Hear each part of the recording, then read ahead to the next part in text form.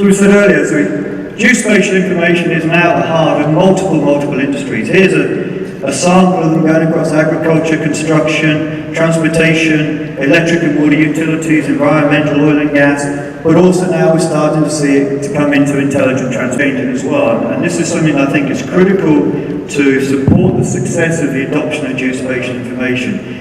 In that the individuals now involved in as geospatial experts or surveyors really are migrating from data collection to data management. They've got to really look to establish the context, manage the complexity that exists around the data, and I would argue that from a geospatial perspective, complexity is our friend, not our enemy in the way that it's applied into industry. Various industries are going to need the skill sets that we provide to ensure that the integration of the geospatial capabilities into their workflow is as effective as it can possibly be, and that is where the true value exists within the survey and geospatial community moving forward. Rather than having to look at 2D plans on a piece of paper. Getting down into augmented reality, standing over a street corner, being able to hold your smart device and get an image of exactly what's beneath that junction in terms of the utilities that exist, the depth of the utilities, the size of the pipe, etc. Again, these aren't necessarily there or they're in very few places today, but if you think of that 3D geospatial model of the future, these are the sort of capabilities that are going to exist.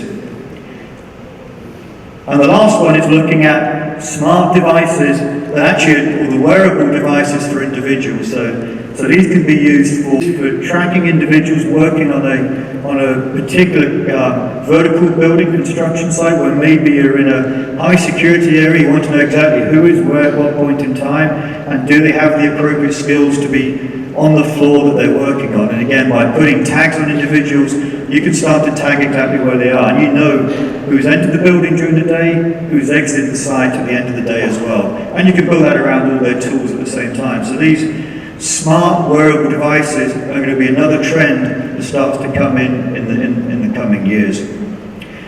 So I hope that has given you an oversight on some of the technologies and the evolution we're seeing in the geospatial environment, and some thoughts and ideas on how they can be applied both from an industry perspective but also from a government perspective. So I hope you enjoyed the forum, and thank you very much.